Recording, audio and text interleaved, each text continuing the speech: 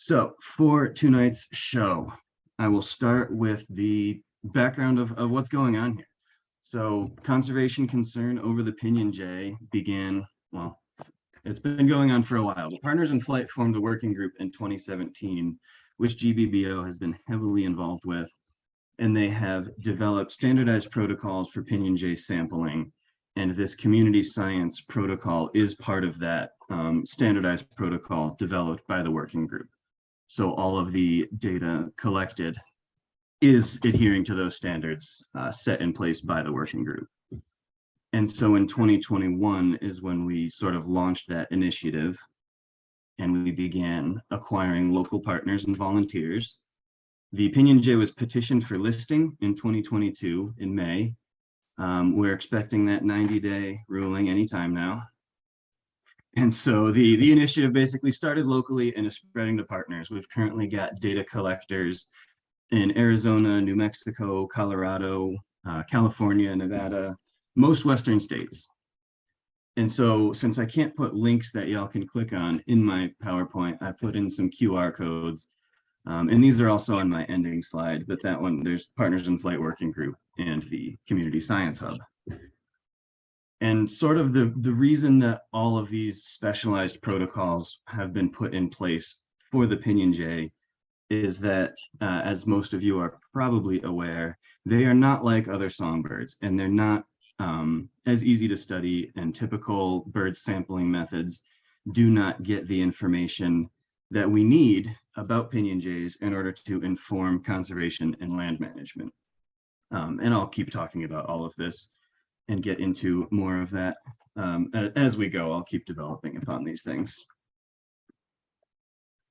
And so if I can get to my next slide, here we go. And again, I probably don't need to talk a whole lot about how to identify a Pinyon Jay, so I will not do that to you all. But I will just throw this caveat that a lot of what I'm talking about tonight is going to be Great Basin centric, in that most of my experience with Pinyon Jays has come from Nevada and the Great Basin. And so some of this may not necessarily be representative of the bird's habits throughout its entire range. But it's at least going to be what I have gathered from many years of studying the birds. I've been working with them since 2016. So a lot of times when you're out and you encounter Pinyon Jays, you will either hear them distantly or they will be flying over. And those types of observations are not necessarily as useful for informing conservation. But every once in a while, when you are out birding, and this happens to me sometimes, where I have just found myself in the midst of a flock. Typically they see you coming and they avoid you.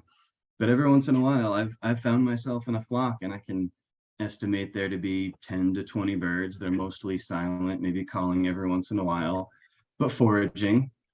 And then all of a sudden, hundreds of birds flush all at once, and you get an accurate count of the flock that you're observing once they're all in the air.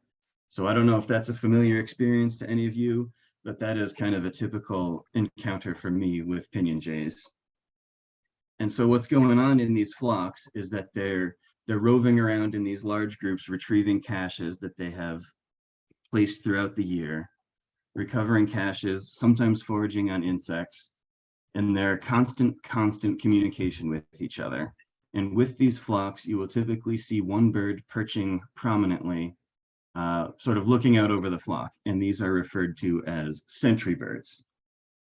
And so Pinyon Jays are very weary, they're very perceptive, they're very retiring and shy, and difficult to get close to sometimes, because of this sentry bird that alerts everyone to your presence and sends them all flushing when you approach. And so their genus is actually Gymnorhinus, which means naked nose. And that is hearkening to an adaptation of theirs to allow them to eat fresh pine nuts and get into these resinous ripe cones of the pinyon pine, which would gum up the bills of most other passerines, all other passerine species. That naked base of the bill is unique to the Pinyon Jay, and they are indeed the only member of that genus. And so they have this very complex social history, complex natural history, where they're year-round resident throughout their range. They're not really typical in the migratory, sorry, they are not really migratory in the typical sense. There we go, I can get the words right. But they do wander around and they're sort of nomadic, looking for pine nuts and following the production of these nuts. And a typical flock can be up to 300 in the Great Basin. Historic reports are of birds in the thousands, which is just doesn't happen anymore. And so again, this is my experience in the Great Basin. You all likely have different experiences in different areas, and hopefully we can talk a bit more about that later. But these flocks are very complex and actually dynamic throughout the year. So as far as we know, the flocks are not mixing and they maintain discrete home ranges. But single flocks do break apart for different purposes at different times of the year into smaller groups. So potentially during the breeding season, when females are tied up on nests, there are male flocks that are single species foraging to provision incubating females.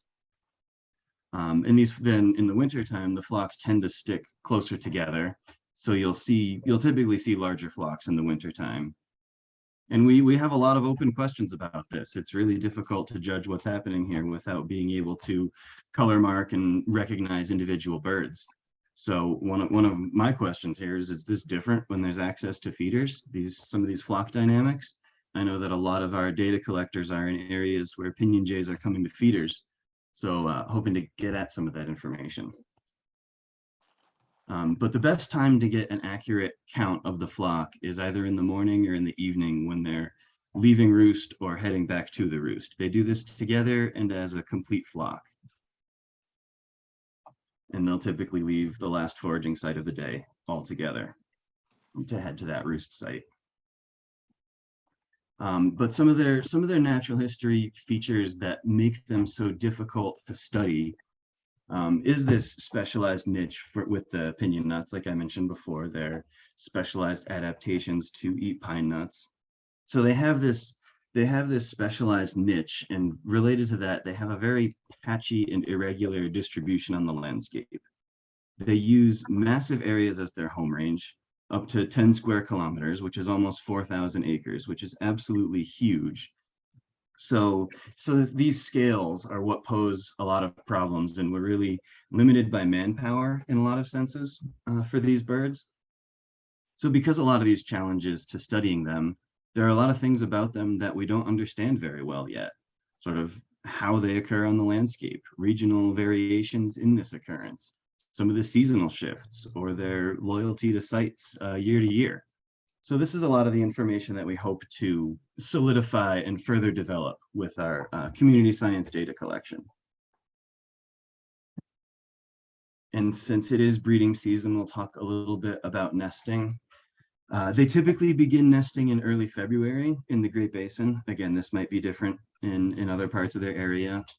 I did read on Birds of the World that there were opportunistic nesting attempts documented in the autumn in central New Mexico. So they're opportunistic based on weather, snowpack, when conditions seem right, that's when they'll start building nests.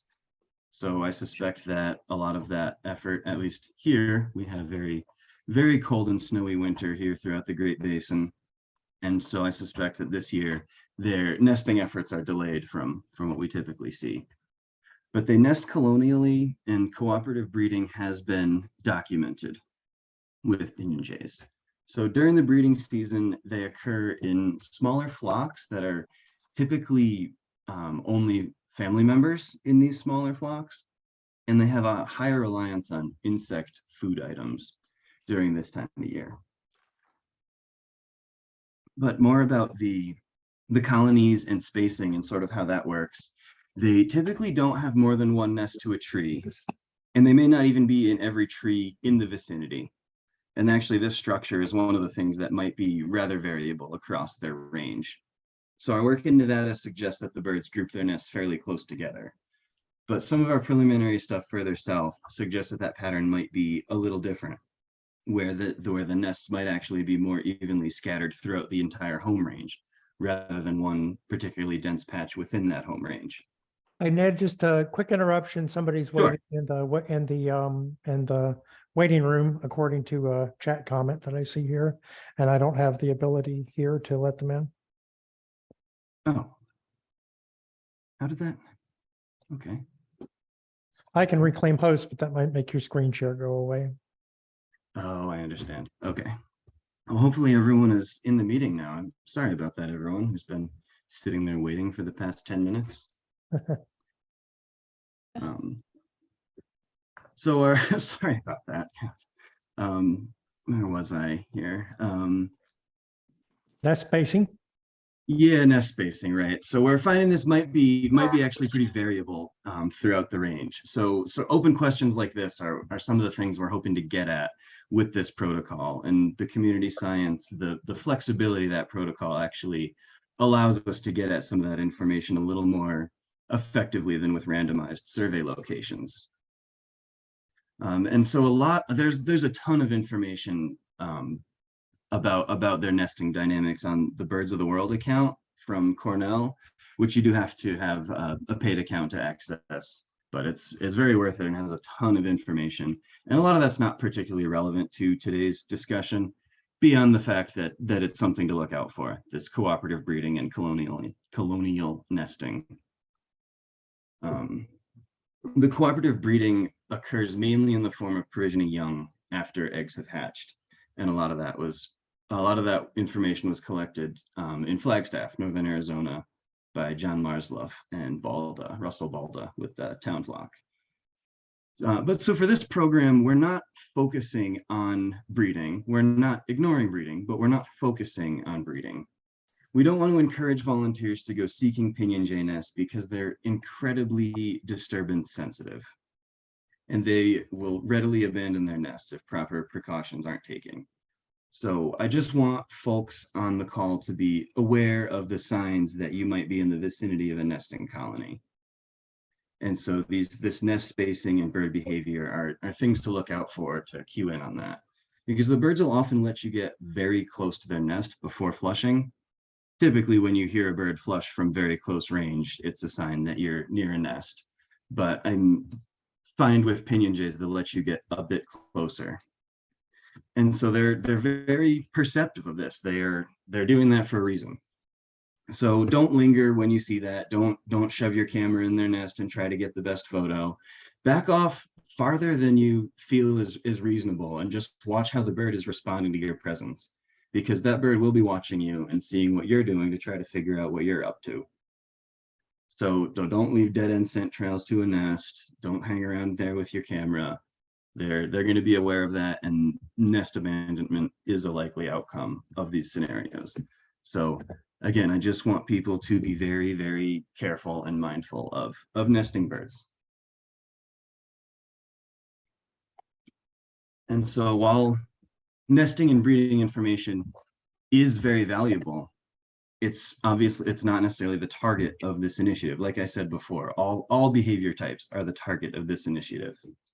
And that's really the strength of this program, is its ability to link those different behaviors with the habitat types that they are occurring in.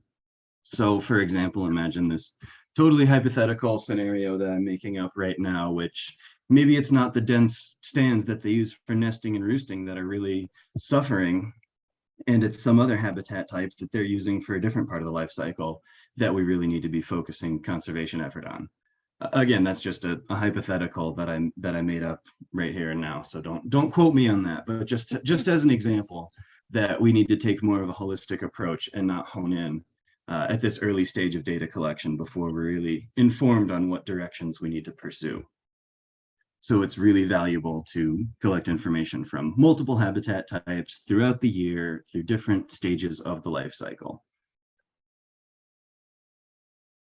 And so I guess I'll maybe pause for a second after the natural history stuff. And if anyone had any questions or comments or anything before we get into the conservation concerns and some more of the background of this specific program.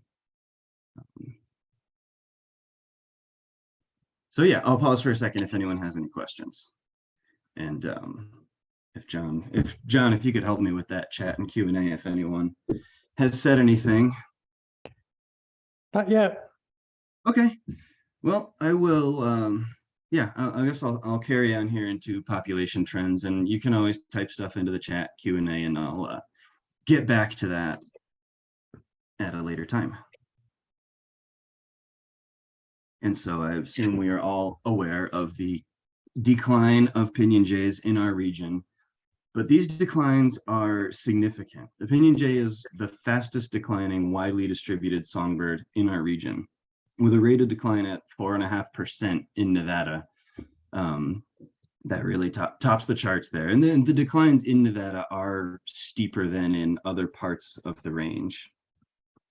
The map in the bottom right is sort of an abundance map, not necessarily a population trend map, but showing how the population is distributed throughout the range. And you can see there's sort of population centers in central Nevada, northern New Mexico, and then there are in fact much sparser populations further north into Montana, well north of the range of the pinyon pine.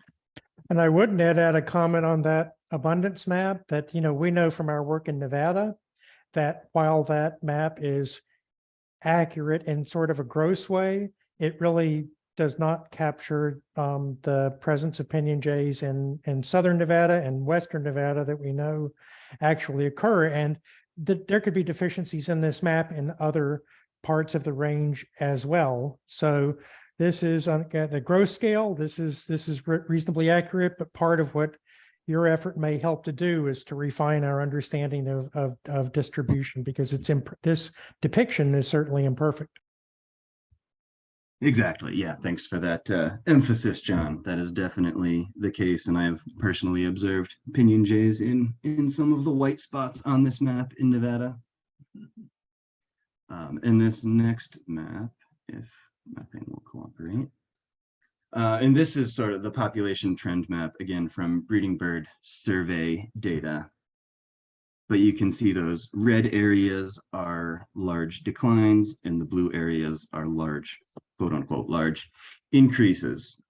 But those increases at the fringe of the range are perhaps not as significant as the decreases in the red areas of the range, right? If it's a let's see, it's a small increase from a small population segment versus a larger decrease from a larger population segment, reflecting more birds and more significance.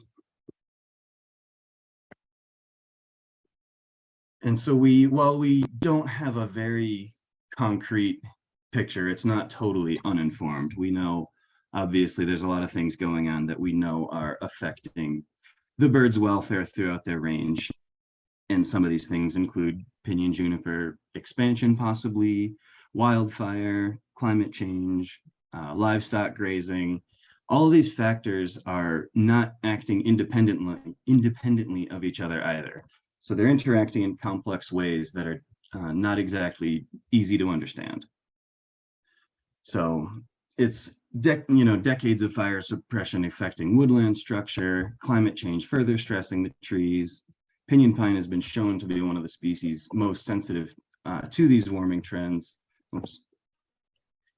And so we have a lot of ideas that are informing the picture, but there's really not a lot of in-depth information to go on, and largely because this has been a very difficult species to study.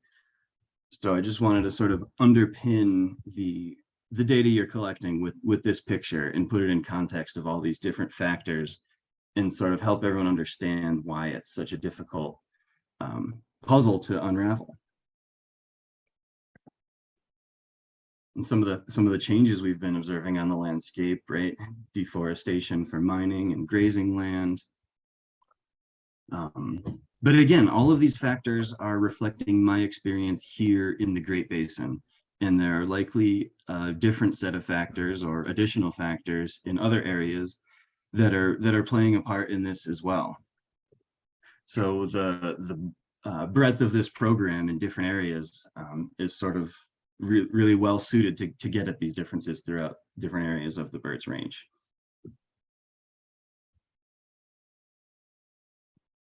And we know there are land management activities, and that's part of the goal here is to collect this behavioral information to inform land managers.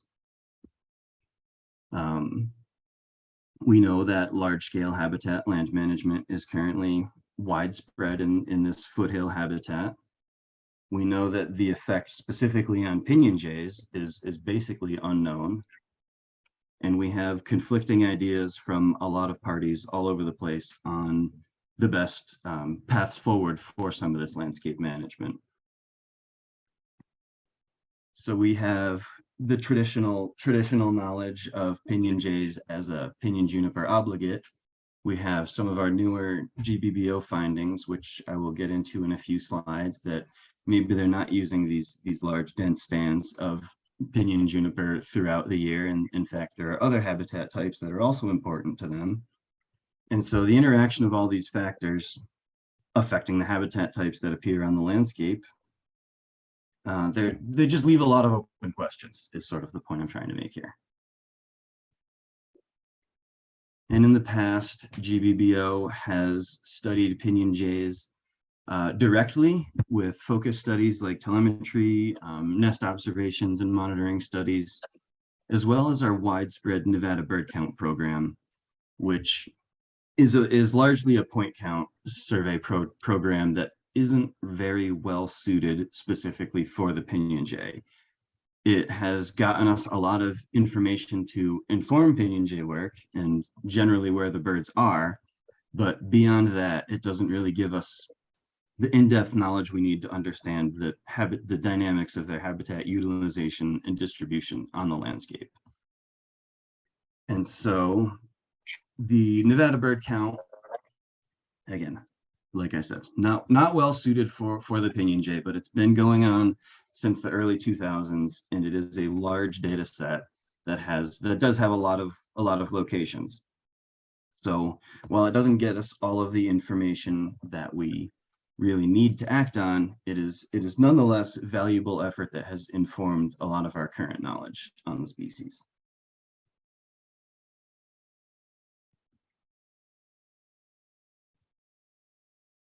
And some of our telemetry studies we've done in various mountain ranges throughout Nevada. And this has gotten some information. It's just home range size, variability between flocks. We've gotten a little bit of seasonal habitat use, some of that natural history information. A lot of the data that I was talking about earlier being really hard to collect and really useful for conservation and land management. But if we're just very limited in our ability to conduct these kind of studies on a large scale. Radio telemetry is very effort intensive and it's just not an easy thing to do in general. But it has informed us that there are big differences between habitat use between the flocks, and maybe this is related to range, just random variation in flock dynamics, adaptations to specific situations.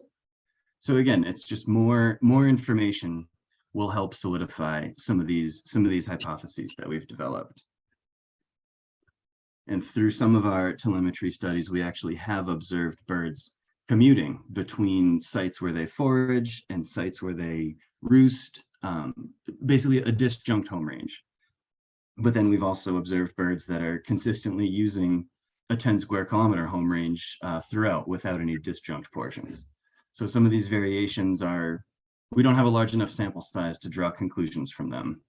And we're really limited by manpower and our ability to collect more of this information. So enter the community science initiative. Before we keep going on that, I'll show some of the maps that we've put together with that telemetry data. So these are maps some of these are from the Pine Nuts and some of these are from the Desitoya Mountains. In Desitoya Mountains are central Nevada, Pine Nuts are western Nevada, just near Carson City. On that map, the yellow lines are flight paths and the polygons are where the birds were using the landscape. And you can see that nearly all of those polygons are at the edge of a patch of trees. And again, polygons where the birds are using the landscape and flight paths between them, a strong link with with the edge and less dense forest. These are birds in the Desatoyas in central Nevada.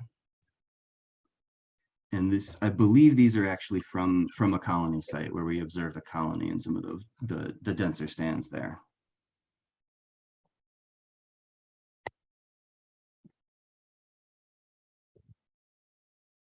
So basically our telemetry data is suggesting that they are very edge oriented. But again, is this applicable to the entire range? Can we draw conclusions on such a large scale from the few studies that we've done? So it's very informative for this one flock.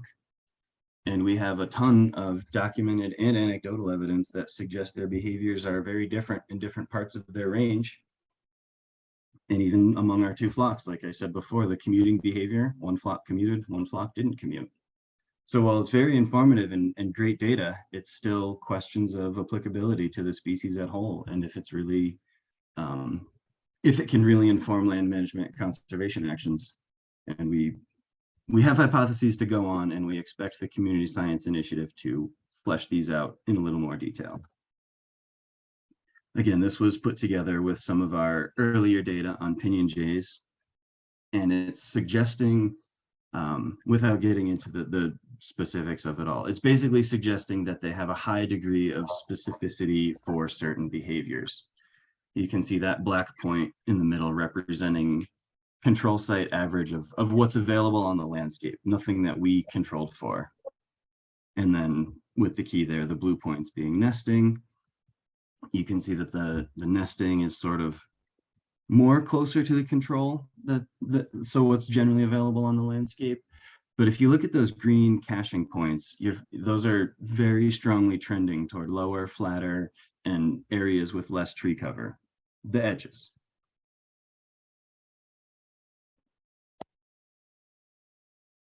And again, all of these suggest that caching, lower elevation, caching, lower slopes, caching at lower stand density index, caching closer to an edge.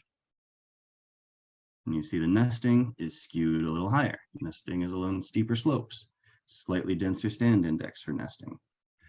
So basically the picture being painted here is that they have specific habitats that they use for specific behaviors, and this is likely dynamic throughout the year.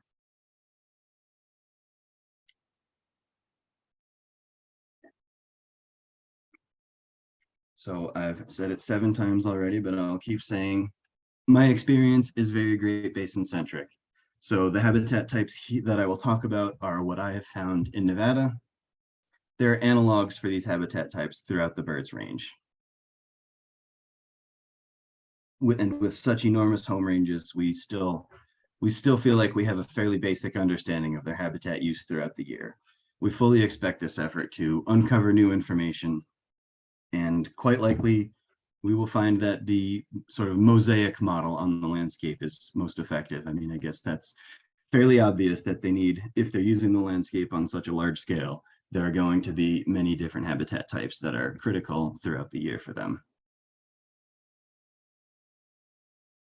And that photo is a sort of a classic habitat shot of where I see them in Nevada. It looks like that most of the time where I'm finding Pinyon Jays.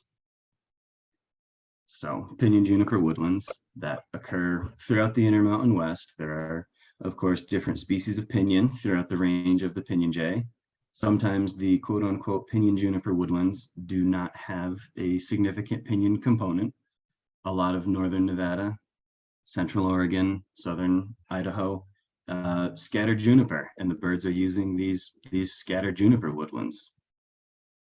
But these are woodlands with typically not low elevation, not high elevation. They have moderate precipitation levels, and the pines produce nuts that the jays are specialized to eat. We covered this. The pines produce nuts in different quantities in different years. They're a masting species, which means that in some years there will be a bountiful crop of pine nuts. In other years, there will be a dearth of pine nuts. And associates of them in this kind of habitat are birds like your black-throated gray warbler and flickers, scrub jays, those kind of things. And within Pinyon Juniper woodlands, there are 3 distinct phases, roughly corresponding to the density of the trees: phase 1, phase 2, and phase 3. And they produce very distinct habitat types that, based on my previous slides, we suspect are used for different behaviors throughout the year. Additionally, they use sagebrush steppe habitat, which is often adjacent to Pinyon Juniper woodlands, typically lower elevation, less precipitation that doesn't support trees. But in this habitat, we have a number of obligate species and conservation priorities. We have cultural priorities, mainly with their co-occurrence with the greater sage grouse, which produces a lot of potential conflict with land management solutions. And just before I move on to the next, sagebrush steppe, while it may not occur throughout the bird's range, it's sort of analogous to whatever shrubland is occurring adjacent to the woodland they are using. So some parts of the range, this could be creosote, low desert, Mojave scrub. This could be grassland, but it's typically the open habitat adjacent to the woodlands with their foraging. And finally, the transitional habitat type, which I've been sort of getting at throughout the slides here, is the natural gradient between the woodland and the shrubland. And it forms a distinct habitat type where you sort of get the best of both worlds phenomena going on. And these habitat types have an incredibly diverse flora and fauna used by many species of wildlife, not just birds. So they can resemble what the early stages of what people refer to as Pinyon Juniper encroachment, where there's sparse trees, lower slopes. And they share this habitat with birds like gray vireos and Scott's orioles in the south, and gnatcatchers and bush tits, that kind of thing. We know they use other habitat types as well. And that's one of the directions we hope to go with this community science effort, is to document this much better. Is that I personally have observed them foraging and caching in at least all of these habitat types. And so that's basically one of the strengths of this program, again, is that ability to collect anecdotal evidence. Without the randomized aspect of our project level protocols, you have more flexibility and freedom to select the sites you want to collect data at, and to put more thought into why you're choosing where you're going to survey for Pinyon Jays. So, and quite likely we're going to find that they need to use all of these habitat types, and we're going to have to focus some measure of conservation effort on a lot of these areas that they're using. But without a more firm picture, it can be hard to make those claims. So I think I'm going to I'll save the rest of stuff for tomorrow's presentation, and hopefully we have some questions, comments, thoughts for discussion. Some veteran volunteers want to share experiences, some new volunteers with questions. But yeah, I'll open up the floor for anyone else that would like to talk. Well, I was just wondering, because I jumped on a little late, sorry, but I was just wondering, so do you guys do a project with Pinyon Jays, like a data collection project? Yes, yes, you missed the whole beginning of the show. I think I recognize, is this Stephen? Yeah. Yeah, how you doing, Stephen? I'm pretty good. Yes, we have a community science initiative focused on collecting data on Pinyon Jays, and I'll just pull up my slide here. Can you see my screen? Yeah. Okay. So basically there's a partners in flight working group that we've been involved with, and because of the difficulty of Pinyon Jays to study, we launched the community science initiative. And the purpose of tonight's meeting was to talk to all of these volunteers and sort of get everyone on the same page. Okay, nice, thanks. I would. And you can scan either of these QR codes for more info on that developing situation. And I would add to that, if I could, Ned, that yeah, just so everybody sort of knows the lay of the land. One of the things that the Pinyon Jay working group has developed that you may hear about, especially if you visit the Pinyon Jay working group website, is a what's called a landscape protocol for Pinyon Jay surveys, and that's sort of the official survey type that requires multiple visits and requires area searches of a whole plot. And various states, including Nevada, will be undertaking some of that survey work. Currently, the community science program is meant to provide a flexible opportunity for members of the public or members of groups like yours to supplement that survey effort at locations of your choosing.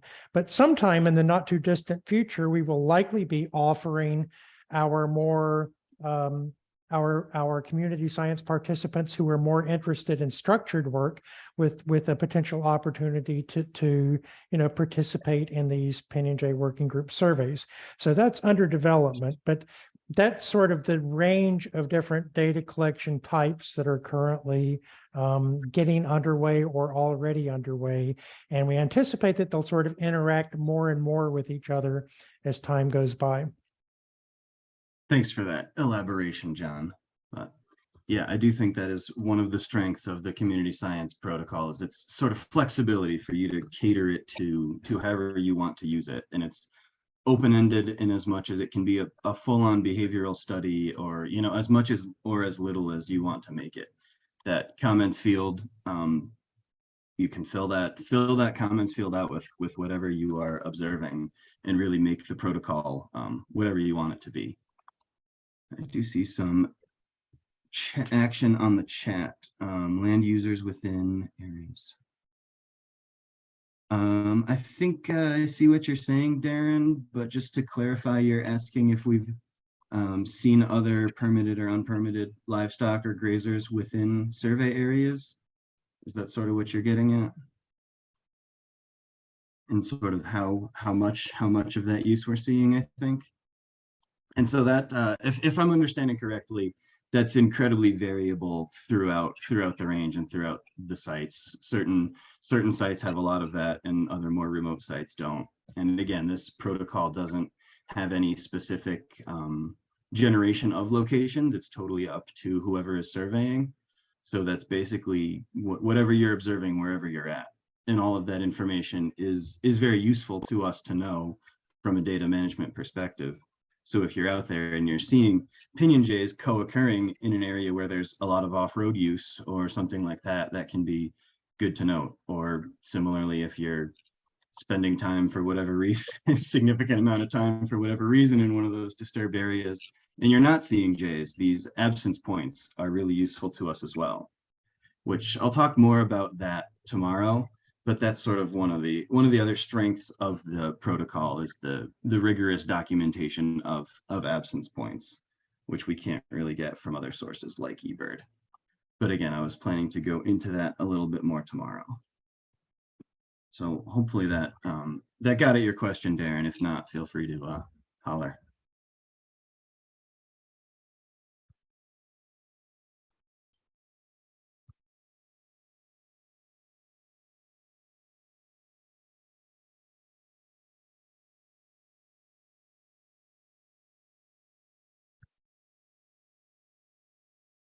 And I'm going to apologize in advance because I'm totally going to butcher your name.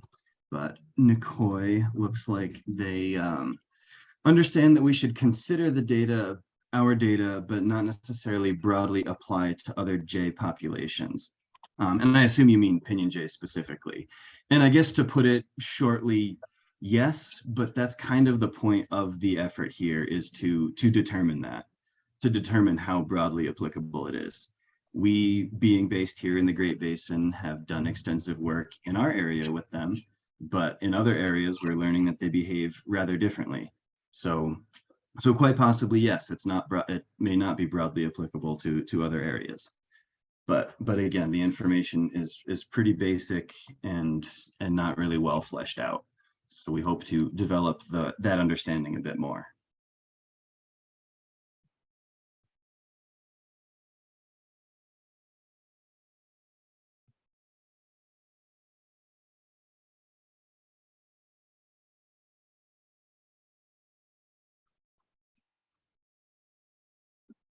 And Janice spends time occasionally north of Cotopaxi, Colorado, and sees Pinyon Jays. So that's where they would survey. They saw a few Pinyon Jays there last week, mostly coming to feeders.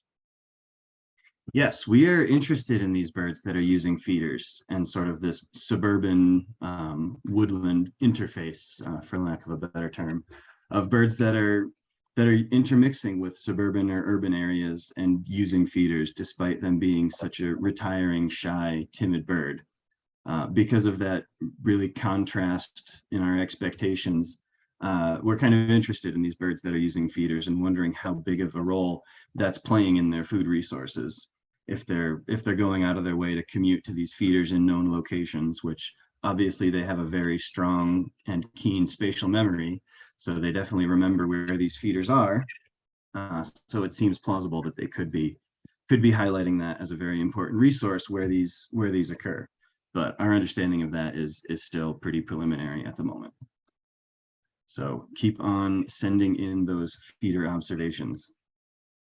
But I guess a note about that is to please mention that in the comments, that when you're observing birds at a feeder, that's where you are observing them, because that's very, very useful for us to know. Otherwise, we have no way of knowing that they're at a feeder.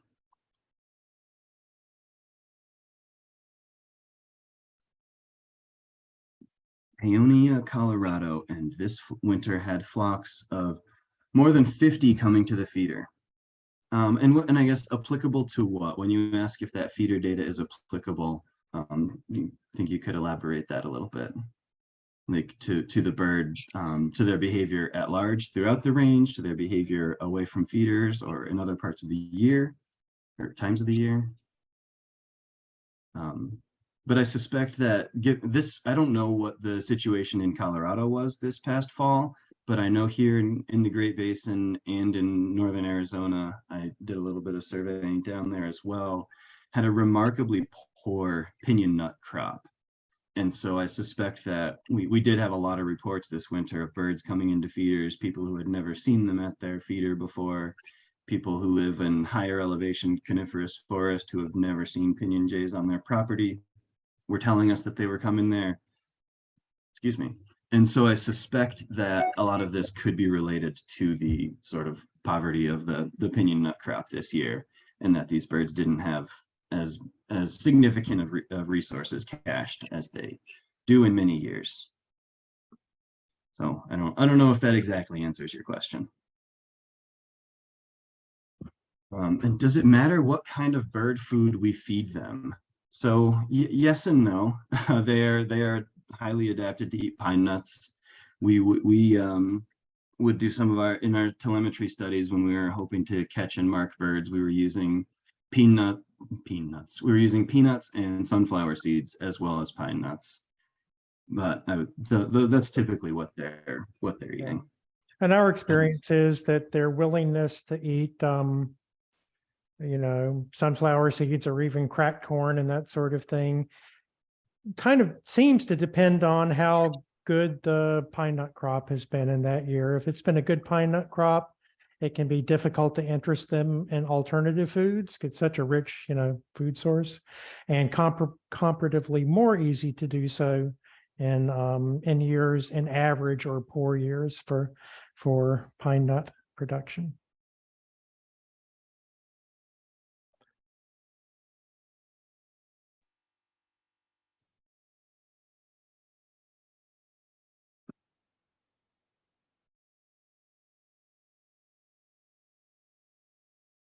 Okay, another question we have. Does the Pinyon Jay use and travel to the various locations that you demonstrated on a daily basis or only throughout the year, i.e. depending on mating or meteorological season? And a little bit of yes and a little bit of no there, I guess. They definitely travel to various foraging and roosting locations throughout the year. Obviously, they're only going to be traveling to nesting locations when they're nesting.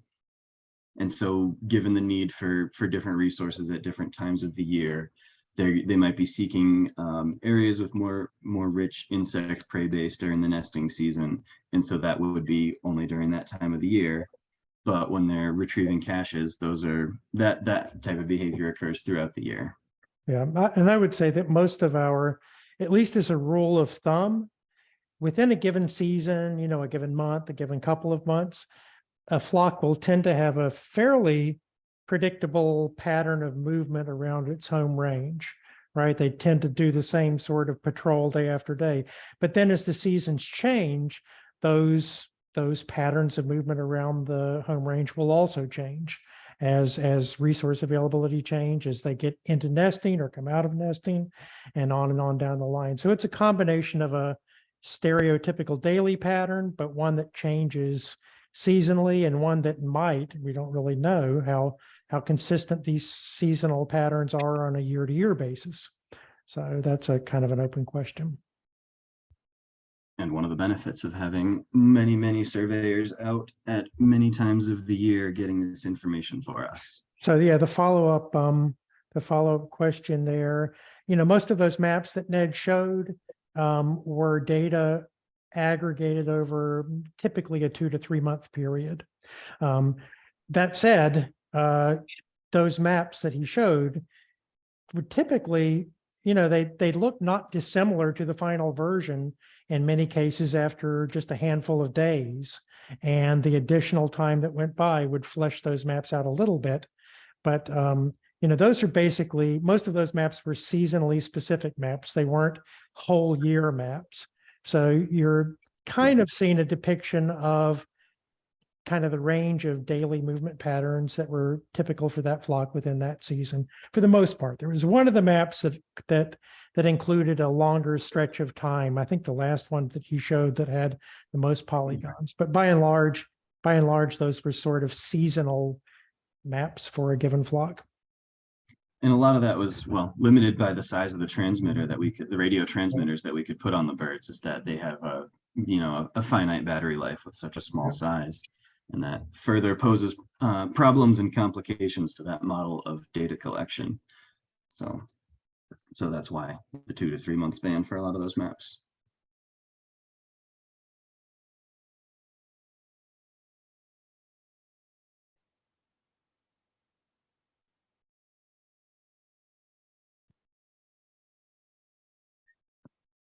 And so again, for tomorrow, I do have another presentation put together, and we're going to focus more on protocol and sort of some of the nuts and bolts, I guess, of data collection, best practices for while you're out there, some of the ways you can use the app in different situations. So natural history stuff is, we'll be moving past that for tomorrow. So I guess if you had any more natural history thoughts, conservation, habitat, that kind of information, hoping to cover all of that tonight and be talking more protocol tomorrow. If anyone has any more questions on that line.